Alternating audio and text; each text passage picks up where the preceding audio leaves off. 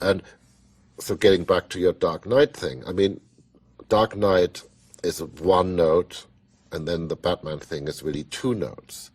So a tune doesn't have to be a lot of notes, but it has to have purpose, and you have to know why you're doing it. And you have to have thought it through. You know, it has to be somehow intellectually defensible for it to resonate emotionally. You have to know what you're saying. And Stanley always knew what he wanted to say musically. So starting to talk about Power of One, and I had this idea that the whole score, because it was about Africa, and I hadn't really done an African score. World Apart is not, you know, it's very European. But I wanted to do this thing of using Zulu choirs and do it just with voices.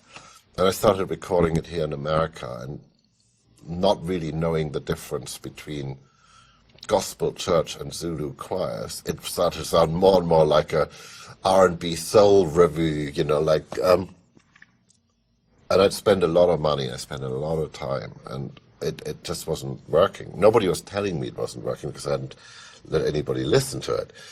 And I finally had the courage to go to Warner Brothers and to the producer and say, you know, look, I think I'm making a mess here, and I think we should go with their original idea, which was, you know, can we not make it more like Out of Africa, big string section and stuff like that? And the producer said, no, I actually think your idea is really good. The mistake you're making is you're not in Africa. And that was on a Thursday, and by the Monday I was standing in a studio in Africa. Well, it wasn't a studio, it was a warehouse, you know. Yes, and you know, sometimes what is great here is, and I think it's a very important part of the creative process, people encourage failure here. You know, I mean, I'm failing completely on this Power of One score, and I want to go and take the easy option out, and somebody else goes, no, hang on a second, your idea is good, your execution is bad, you know, but we're believing in your idea, and we're going to see it through to the bitter end, whatever that means, going to South Africa.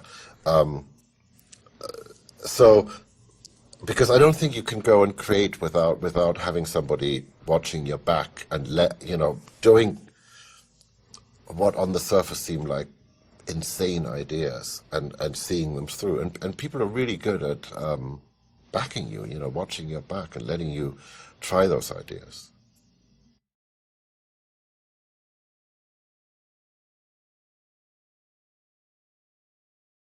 Of course you repeat yourself, but it's, you know, it's not a conscious repetition. It's more like, there's a certain style, you know, that everybody has, of, let's call it a voice. You know, and I don't know if one is born with it or if one grows into it or whatever, you know, and then at the same time things change. I mean, I can't imagine writing a Gladiator score again, you know, out of no other reason than I said everything I could say on that subject then, and I tried to do it as well as I possibly could. So, you know, you lose a little interest in writing, you know, Wagnerian heroic themes or something like that. But yes, you know, there's certain chord changes and there's certain, like the way I finish a phrase, it's just me. It's just, you know, and sometimes I sit there and I know, wow, this is a, you know, I've done that sort of thing before, and you try to reinvent it, but then you go, but no, hang on a second, there's just this little fragment, it's like my signature, you know, and it's, I don't know, do painters get criticized for painting the same still life the same way? Or do filmmakers get criticized for, you know, having the shot, I mean, that was the 80s thing, wasn't it? You know, the shot of somebody welding and all the sparks flying. I mean, how many movies were like this? Or, you know, that every movie these days is orange and taupe as a color spectrum. You know? So you know, yes, you know, you're always trying to do something new, but at the same time, and I don't consciously try to work within my style. That's why I shift my projects so radically. You know, going from an Inception to a Jim Brooks movie is a very conscious choice, because it's a bit like having a good sorbet before, the filet starts up or something. I thought one of the things nobody's ever going to get about the movie is that Russell's character is Maximus is the Spaniard, and there's a very, very dodgy bit of geography that goes on, that he goes from Germania back to Spain, Iberia, in 4 shots or something like that, and so I thought, the obvious choice was it was going to be a Spanish guitar, and I remember that the journey I really wrote for Hator, so I wrote him like a mini guitar concerto, and the other guy I got in, because the movie does this wonderful arc from Germania through, Spain, North Africa. We don't get to Rome for so long. It's sort of great, So the North African thing, and I kept writing for this other musician, Jivan Gasparian, who lives in Yerevan. He's Armenian. He plays the duduk, and I kept talking to Ridley about this and everybody. It's such a sad sound and such an ancient instrument. Except he was in Yerevan and I was in Los Angeles, and the producers kept saying, Hans, come on, you're not going to go to Yerevan. You don't have time for this. I hadn't even spoken to him, and he doesn't speak English either. But I kept writing for him, and finally even Ridley, who really encourages me to go, finally Ridley said, maybe it's time to think about something different. And I was heartbroken. I didn't know how to get hold of him, though. And I get a phone call from Michael Brook going, "Hey, Hans, have you heard of Jivan Gasparian? He's coming into town tomorrow to rehearse with me for a tour." And I just knew, if you write it, he will come, sort of thing. And poor Michael, I instantly stole Jivan away from him. They never got any rehearsing done. They still did the tour. And the only thing I knew about the duduk was that you should not write in D, but I had written everything in D because it's comfortable for me to write in. And he came in and he doesn't speak a word of English. I don't speak Armenian, obviously. He's got his nephew with him. He comes with a big bottle of vodka, just iced, and as it melts, we drink, so and I start playing him some stuff.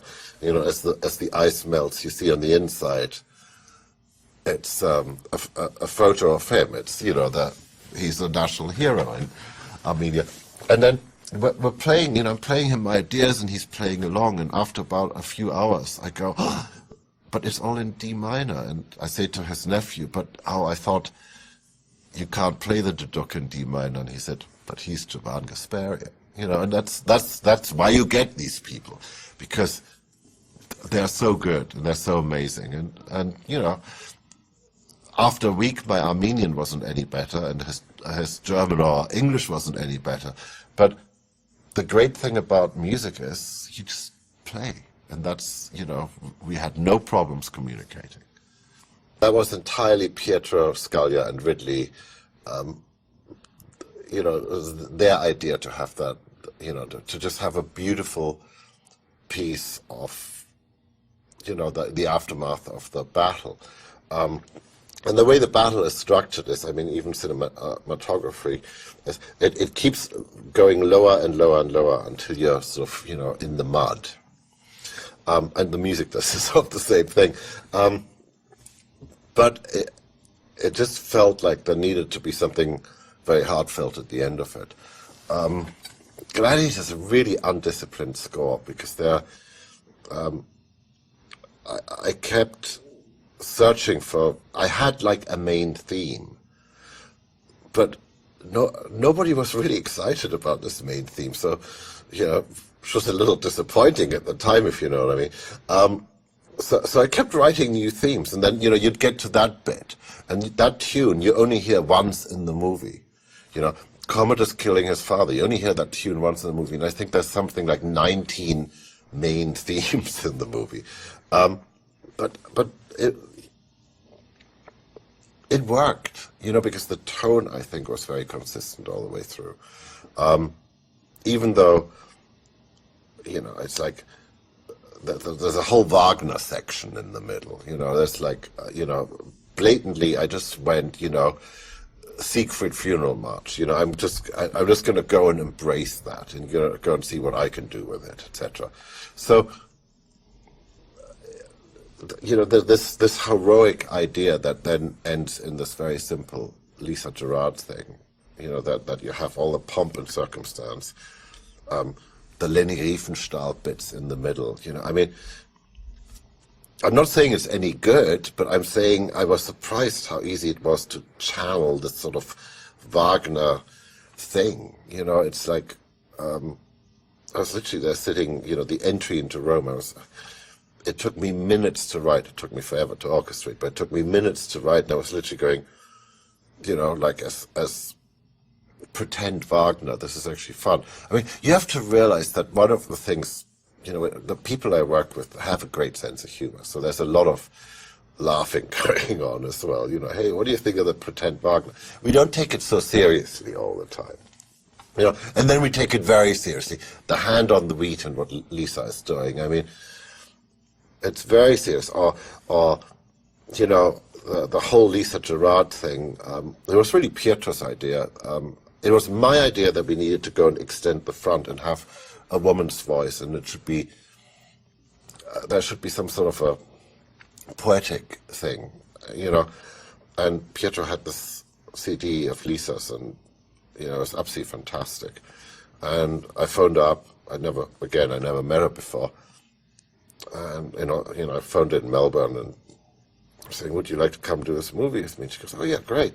What is it?" And I said, "Well, it's this Ridley Scott movie." "Oh, great. With Russell Crowe." And then she sort of went, "No, I don't think I can do it." And I didn't. Why did she turn us down? And it was before The Insider had been released, and all she was doing was thinking, "Oh, poor Russell. He's going to have 2 movies out, and every time you see Russell Crowe on screen, you hear Lisa Gerrard, singing." So she was just being kind. And so I went back to Ridley, and I was, I said, "She turned us down." And he goes, "Let's send her some footage," which you should never do. Can you imagine in this day and age of the internet actually sending footage to somebody you never met? And he sent her the footage. It didn't end up on the internet. And, she phoned back and goes, "Okay, I'm in." And she came over and we had a great time working on her bits. One of the first things we did was, when Russell when he comes home and he finds his dead wife, and Lisa and I, we literally, she was on this couch and I was just playing, and we had the picture up, and we were transported by Ridley's images, and we'd written this a really heartfelt thing. And we thought it was absolutely a masterpiece, And Adam Smalley, our music editor, came in. We showed him this thing, and we said, "Don't you think it's great?" He goes, "I don't know. I don't think Ridley's going to like it." "Oh, you're so wrong. I know Ridley's going to like it."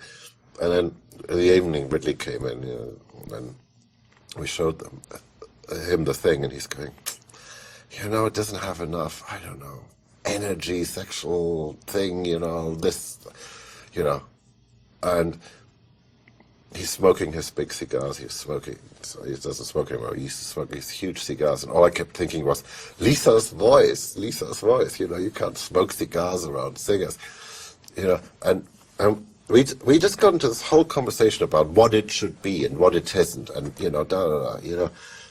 and at 2 a.m., she said, Ridley is still, the room is now blue with smoke. And she goes, "Okay, I'm going to give it one shot." And she just gets in front of the mic, and we just literally start improvising to the scene, and she just does one take. And it was like, from some prime evil place inside her. And she looks at Ridley, and she goes, "Is that okay?" He's just like, because it was so overwhelming, the force. But I mean, those are the fun parts, that's how it works, music is indefensible.